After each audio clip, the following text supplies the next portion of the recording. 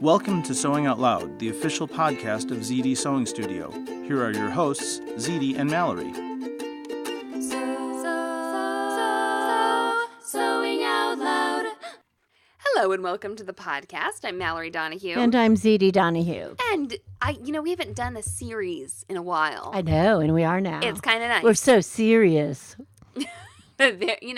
Derek must have Siri turned on his phone. Oh, and when you say serious, he said seriously, and then she's like blah blah blah blah blah, and he's like, what? And I was like, I don't know. You have somebody spying on us. Well, we all do, I guess. I just still remember you had Alexa, and your dad and I were working in your house, and and I think it was playing the Beatles or something. No, wait, yeah, and you didn't something. You wanted to play something over and over and over, and your father had said previously to this, don't you think that's kind of silly? They need that or something. That's what I say. And I'm like, well, I don't know. That's what I say. I go, maybe we're just not with it. We're old and fuddy-duddies or something, And he's like, well, I'm really getting tired of the Beatles because they've been playing for an hour and a half or something. And I said, Alexa, play Jimmy Buffett. And then immediately, Why Don't We Get Drunk and Screw came on. And you know what? And your dad was like, oh no, it's totally worth it. Yeah. We probably just made somebody's Alexa turn on and play Jimmy Buffett by you saying that. Right. That's right. Speaking of, you can ask Alexa to play Sewing Out Loud or whatever. And it will do it. And it will do yes, it. Okay. Because so it's there. We're there. Cool. We're there. All right. So mom was just getting all excited last time. I told her it was, I was like, this is so much to talk about. It should be a series. And she's going on about, She keeps cutting me off. She just keeps going forward. But here we are. We're going forward. Okay. But if you do costume a show, we're talking about costuming. Yeah. If you do costume a show, it will be like eat, drink, and everything you do. It's like permeates your entire life. It's kind of fun. I'm kind of having fond memories at the moment. And like I said in the last couple episodes, I'm going to audition for a show. I don't know if I'm going to make it, but it's with... But I have already bribed the music director unknowingly. It is with a company that I think is really respectful of the time of the artist, the director, the costumer and stuff. And that makes me happy, So I hope I've been seeing a lot of shows there recently. I hope that I do get to be a part of that. And I think that's neat. Yes. Setting an example for treating, you got to treat actors well, you got to treat directors well, all of that stuff. And the costumer. Today we're going to talk a little bit about individual costume pieces. This might be for a featured character or something, or a main character, and maybe a little bit about chorus stuff depending on how long this takes us. Right. Okay, but then we want to talk about the mass in it separately. Right. So if anyone thinks we're not qualified to do this podcast about costuming, I want everyone to know that my license plate... Well, what was it, like 10 years? Yes. It's hanging up in the, I in the take garage. A picture of it. My license plate said costumer. It said costume. Oh, it's a costume. No E, because we only have 6 digits in Missouri, or 6 spaces, characters. It said costume. Yeah, I'll take a picture. Hillary said Evita for a while. Yes, yeah. She did have a Evita, didn't she? She had Evita for a while. Man, I've never had a vanity plate. Yeah. Oh, maybe that's what I should get. Get yourself? Yeah, for my next car. Yeah. I'm looking at all these. Like sew here. Oh, but it'll say sew her. Sew her. Because we're. Yeah. It should just say sew. So happy. I sew. So what? All right.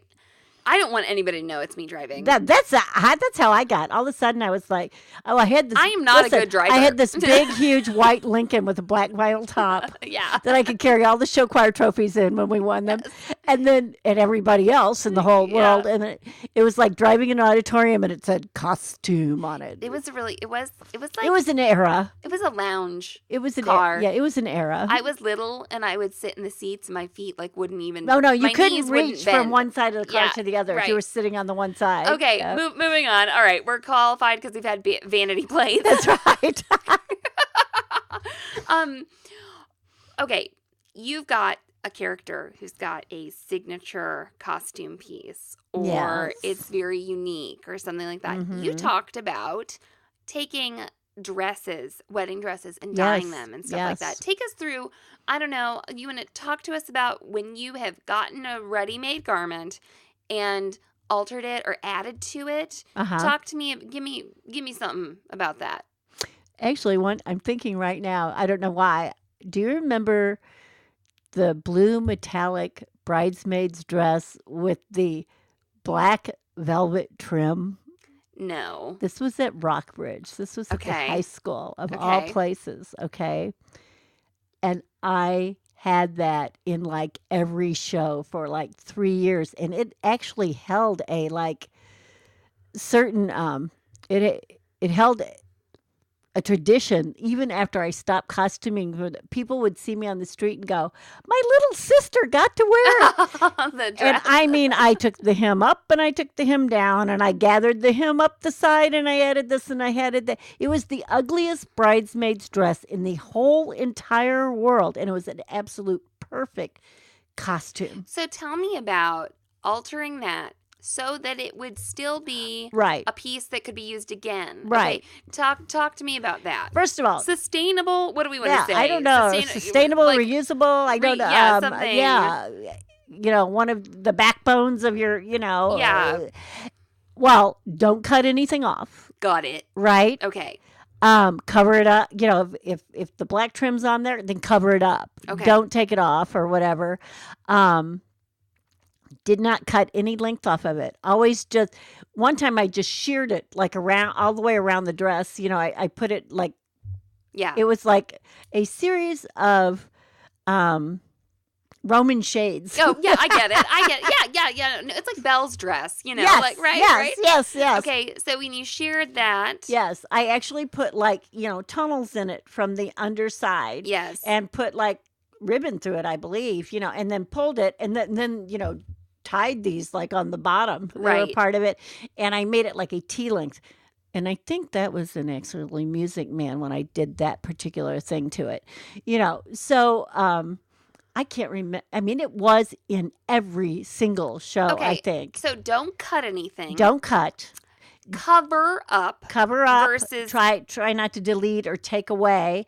The other thing is, when I say don't cut, so you might have to take it in. Just make a big seam. Okay.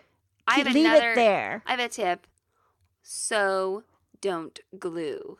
Yeah. Right? Sew and don't glue. Sewing, and sew with big stitches. Big stitches. So that they can take out these.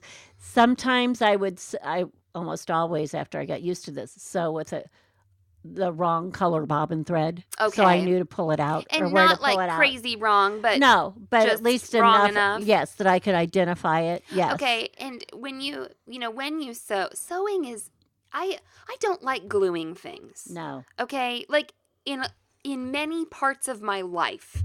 Okay, I don't like gluing things. The problem with gluing on fabric is you ruin the fabric. Mm-hmm. You could be stuck with it, and it will come off. You have the more of a likelihood. It's easy to base things on. It's ironic, okay? Yes. It's ironic that the glue is so, quote, difficult to undo, yet is not durable. Right. Okay, the sewing will Absolutely. be more durable. Yes. So you're using that longer stitch length. You might work in that bigger seam allowance to take something in.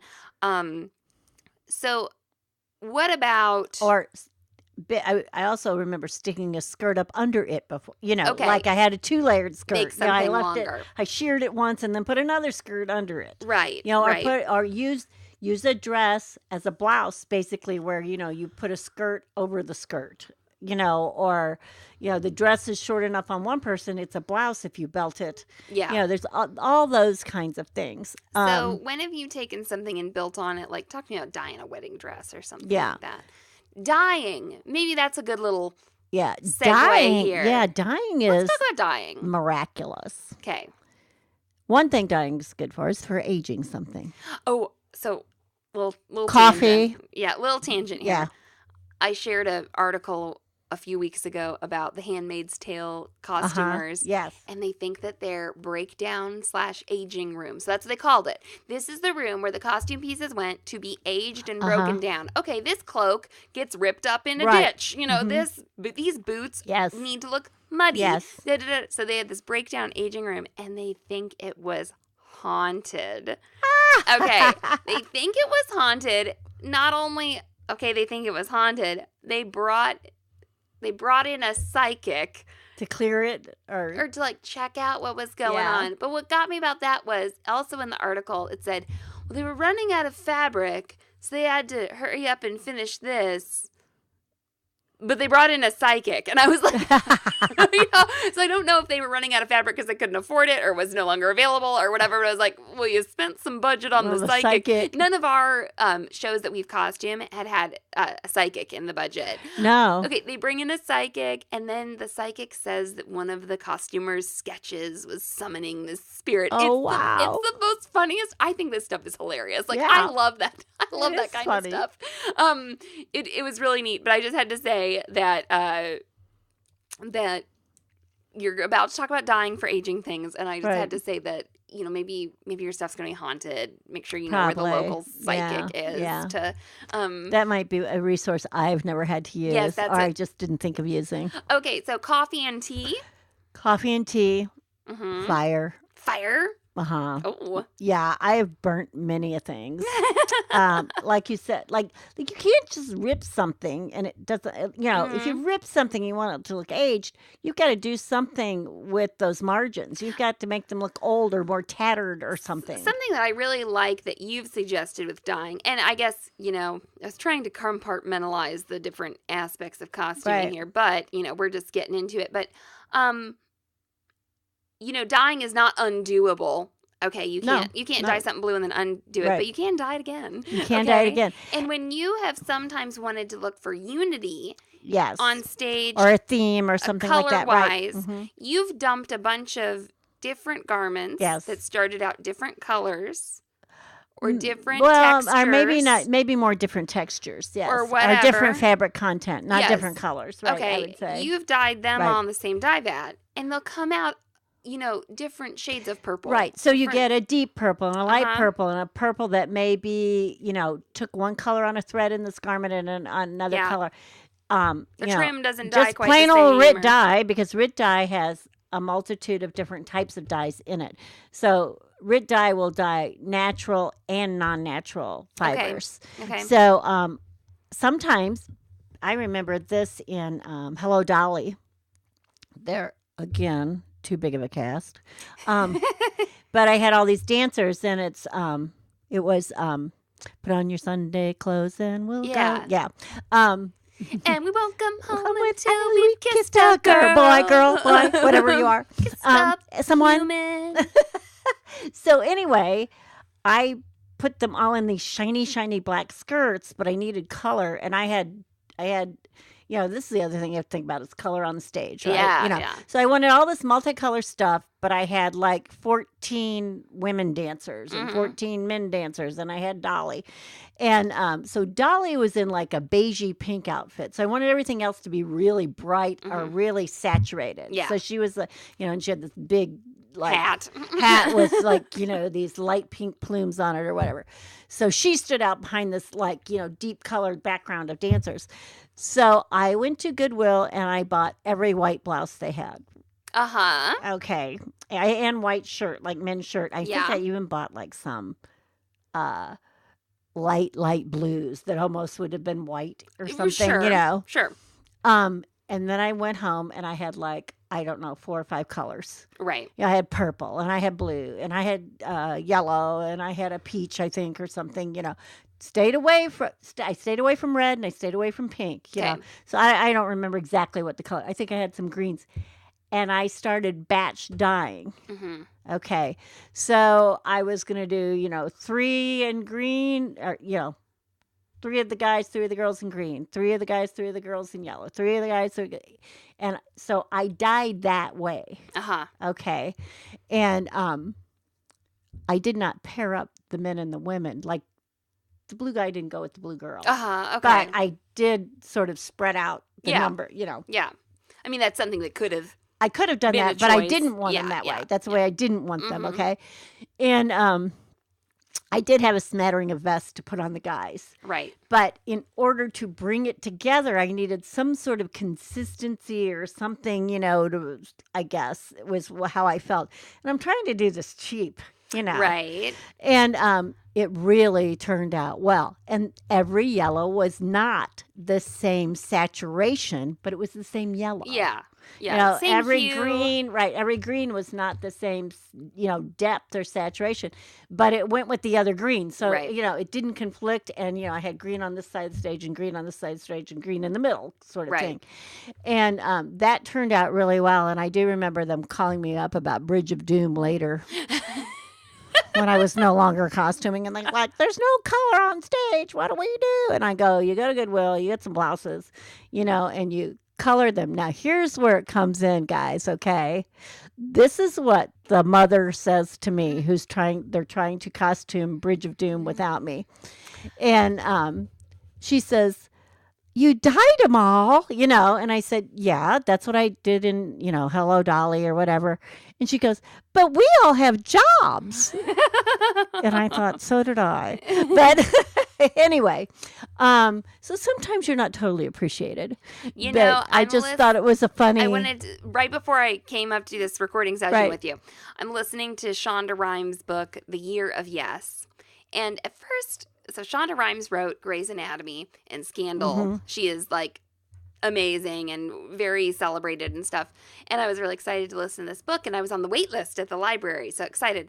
And she starts out the book talking about basically like having anxiety about being on camera and stuff. Like she loves to write, but and I thought, is this a book I need to listen to? Because I don't have that problem. Like I have other problems, and I've been trying to work through those, but not wanting to be on Jimmy Kimmel is not one of my problems, right? And I mean, Shonda's great. I'm not like saying that it was, so I was like, But anyway, she's kind of gotten past that particular section of the book, and she's talking about motherhood, and she says that she does not like to call it a job. She thinks it like demeans the whole, Yeah. She's, people say like, oh, it's the most important job you'll ever have. She's like, it's not a job. It's like who you are. No, it's a sentence. No, yeah, right. She's like, it's who you are, and you can have a job or you cannot have a job, and you're always a mother, and all this stuff. And so I just think it's kind of funny that like, I think the way our lives work right now, a lot of people think we don't work. Because we get to work from home and stuff. But I was not. At that time, I was running a sewing store. Right. So I don't know what they thought I was doing. People think that wasn't a job. Yeah. Well, I think or actually I might have even been, doing a nursing job at the same time. Who knows? But it's also funny when you said being on, Jimmy Kimmel can call you up. You'll be there tonight, right? Ready to go. It's what people like and what people don't like, or what people find fearful and what people don't. I don't find that fearful. Dye some stuff. Oh, I can do that while I'm cooking dinner. No, that's what I want to say. If you may have an affinity for something. Yes, right. If you see someone do something that would be hard for you, right. A lot of times that can be like intimidating, or you think this person's just got it figured out, or they didn't take any risk or something like that, just that level of appreciation. Right. I mean, in parenthood or not, whatever. Well, I did say to the person, yeah. Really, this is not that hard. Let me tell you, you got 3 or 4 mothers. Everybody takes a pack of dye, and everybody takes some blouses, and everybody does one, because, I did all of them. Right. Right. So anyway, I heard that it did get done. I dyed some stockings for someone in the sink of the performing arts bathroom one time in high school. They needed green tights for their Peter Pan performance. And it got done, huh? Uh-huh. And it's fine. So what about when when you costumed Will Rogers Follies and I had to dye all of the gloves? Okay, let's take a break and let's come back and let's talk about chorus stuff. Let's talk about the masses, okay? Well, you talk more about dyeing though too. I don't know. Okay, whatever. All right, I don't know.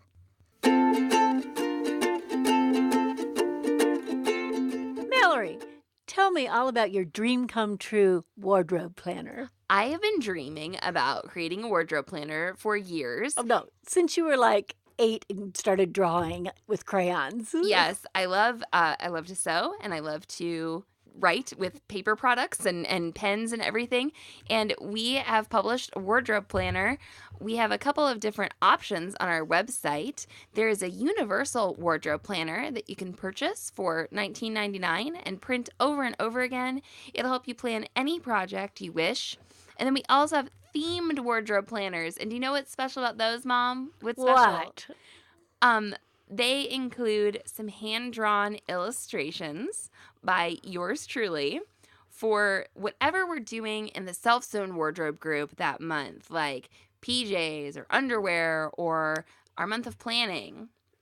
Because we theme our months. Yes, so you can tackle a new wardrobe section each month in order to build your perfect self-sewn wardrobe. So for more information about these, you can go to sewhere.com/planner and also check out the membership options because the Universal Wardrobe Planner is included with the backstitch and straight stitch and zigzag memberships. So go to sewhere.com/planner. Sewing out loud. One day we're gonna publish a book and we're gonna get an editor, and I feel real sorry for him. Tangents. I feel real sorry for this person. Be the tangent editor. One day it's gonna happen. Something I wanted to bring up. Maybe I'm getting ahead, or Okay. this is what happens when you don't outline your podcast. It wouldn't matter. We'd still say whatever we wanted. When you get a show and you read the script and everything we talked about in episode 1, and you do your research and you watch the Tonys, where they performed Will Rogers Or Follies. now you can see things online. Well, that's what you can go to YouTube. You go to YouTube and you watch their performance or, whatever, okay? And you're like, oh, that show has a scene where 50 people have red and blue gloves on and they're doing the clap and the whatnot. Okay, you can be like, oh, that's something I got to get on. Right. So I want to, you'd use the dyeing to get that unity in the masses, but it can also be used to get a custom effect. Or it can be used to get a custom centerpiece Right. or focal costume or something like this. Or to get something to go together. Yeah. So this song is the Favorite Son song. And we've talked about this in the podcast before, I think, from Will Rogers Follies. And they're sitting on stools. They're sitting on stools bleachers or risers or whatever, right. And they're doing clapping stuff It's where they hand clapping. They hit their neighbor's knee and they hit each other's hands. So everybody has a right-hand color and a left-hand color. Yeah. And that is choreographed into the hand clapping. So when the hand clapping is going on, it looks neat just like normal, but then it looks extra cool when these colors interact with each other. So everyone's got like blue on the right, red on the left, or whatever, And the director of the show that I did, which, he's still the director at Rockbridge right now. So, but your husband has his sons as students, so that's you get all the power right now. That's right. So, and actually, it's been kind of neat to know him as an adult out of school. Like he's gotten to meet my kids and play with Zelda, and it was really cute and stuff. And Derek. So Mr. Pearson says that his twin boys don't know the names of any of their other specialist teachers except for Mr. Gwinner. Except for Mr. Gwinner, who's his art teacher. Yeah, Mr. Pearson's like, I asked him what their music teacher's name was, and they didn't know. They just know about their art teacher. Ooh, might have been offensive to the music teacher. Yeah, he said, they don't care about the music teacher. They know Mr. Gwinner. Okay, so anyway, he said he didn't want these gloves because I told him. Oh, no. We talked about him because I was in St. Louis going to buy them, remember? Because we need 48 gloves or something. And you don't come upon them every place. I knew about this number. Right. I knew about the, in the show and everything. Because we had done this actually in show choir. Right. And what happened was we went to look for the gloves and there weren't enough. Yeah. I think that's what happened. So he said no at first and then he changes his mind kind of last 2 days minute. before the show. Now, also what they do, I think in the show, I think their tights are alternating too. I think there's a red right leg and a left blue leg or whatever. We didn't do that. That's because they have rock heads. But I've done that in other stuff. Yes. Okay. So you got photography gloves.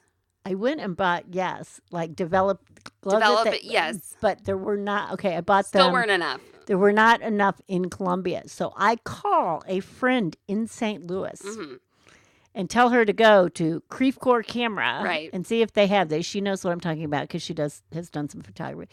And I need, this many more or whatever, right? And have her FedEx them to me, and I now have a day to dye gloves. Right. Yes. Yes. And I don't really want to dye any ahead of time because I would like them to make sure they are the same gloves and that they will dye the same color. Okay, I also want to talk about that a little bit. So when I was in college, I had ballet teacher, who was amazing. And she sewed, and she made tutus for, there's this company, it's called Tutu Company? Tutu USA or something like uh-huh. that. And she, I guess a lot of their contractors are like dance teachers, Right. Mm-hmm. And so she would make these costumes, and she wanted us, do you remember? She wanted us to dye lace purple. Uh-huh. And she was like, I wanted this exact purple. Yeah. And I was like, it's not You never know. gonna happen. And we brought her some samples, and then she was satisfied with the final product. But I remember her, I mean, this is very her. She was like, well, I do think it could have been a little more pink. I mean, I'm not kidding that she talked like that. She's like, I think you could have timed it that it would be more pink instead of purple. And I was like, okay, Jan, But she's like, it'll do, So what Mallory is saying is you don't replicating a dye, and, Yeah. and that's why things have, like fabric has VAT numbers or Mhm. dye numbers on them, because even though you think that fabric's going to be exactly the same color, it's probably not. So you wanted to dye there's all of the gloves. There's too many variables. Yeah, you wanted to dye all the gloves on the same day. Yes, I wanted to Yes. dye like all the red gloves one day and all the blue gloves the other, or Yes. whatever. You didn't want to dye some red and then dye some more red. Right, no. So time, probably pH of your water and all Right. that jazz, which you might not be able to The regulate. heat of your water, This dye thing comes up, I think, more, well, not more, but it comes up quite often in yarn. Okay, so somebody's sure. made a whole sweater, except they need one more Right, they need one more skein. row. Yeah, 2 more you know, rows. and- a row and and a half. It's not going to be the same mustard because it's not from the same dye lot. Or Right. they'll say, I'm looking for dye lot, Right, blah, blah. right. So that is good. What else? So have you- even the pros don't know how to do it any better than, a smeared, dye mere dippers. mortals. Yes. Okay, one more dyeing thing that we've got to cover, is your hand-dyed textiles Uh-huh. that you've used just like to costume Yeah. shows. So they weren't they were functional. They did lend a gorgeous look to the costumes, Uh-huh. but they were more of like an artistic Yes. endeavor. Yes. You were doing this to create a unique textile. A unique fabric or a textile, right? And the garment that comes to mind for me is the vest for the baker's wife. Yeah. And was that, whose vest is that? Is that Lindsay's? Was that the baker's Or was that the wife? baker's wife? I think it was Lindsay's. It was Jack's mother. Okay, so Lindsay was Jack's think mom. so. Yeah. The slotted spoon can catch the potato. All right. And that's okay too. Yeah, if you ever hear us say that, somebody says something about not having any Right. children. So why don't the baker's wife says to Jack's mother, but I don't have any children. She and goes, she says, and that's okay too. Anyway, we've got this kind of vest, Right. thing that you made for her, and it's made of hand-dyed textile. Well, It's so the beautiful. other thing I did is I want you to talk about that though. Okay. Too. Okay. Well, along with that, Uh-huh. I don't know if I made that for her or for Hillary or something and then used it for her. I can't remember. Well, let me go I'm try and find confused. it, see if it's embroidered. But I also had a bolt of Osnaburg. Does anybody know what Osnaburg is? It's sort of a thick woven cotton fabric, okay? And it's usually, the one I had was not bleached. So it was sort of an off-white. And I had this bolt of fabric because what I could do is I could dye it any color I wanted. And that was actually her skirt in that play. So I liked the Osnaburg to be able to dye. Okay. Well, I'm not going to remember how I made it. I think I made it for her. I found the skirt, but I can't, Yeah. there's just some stuff. I can't remember. Maybe I did make it for her, and then somebody wore it. I think that's what happened. I made it for her, and then it was worn later in an opera, the actually. Osnaburg that you dyed for her, it's like a forest green. Yes, there, right? and there was a blue skirt, and there was... There's an apron. Actually, that green skirt was Hillary's, and Lindsay used it, and I dip dyed an apron that was very, ombre. Yeah. So. Yeah. So. The skirt she had, Hillary actually wore in Name an Opera, La Boheme. Okay. She actually wore that in La Boheme. So that forest green Osnaburg has purple trim on it. Uh-huh. To accent it. Okay, obviously, when fairy tales are supposed to happen, I can't remember the exact century, once again, something I learned in college was like, oh, when you're costuming fairy tales, it's supposed to be like the 13 or 1400s or something like that, you know.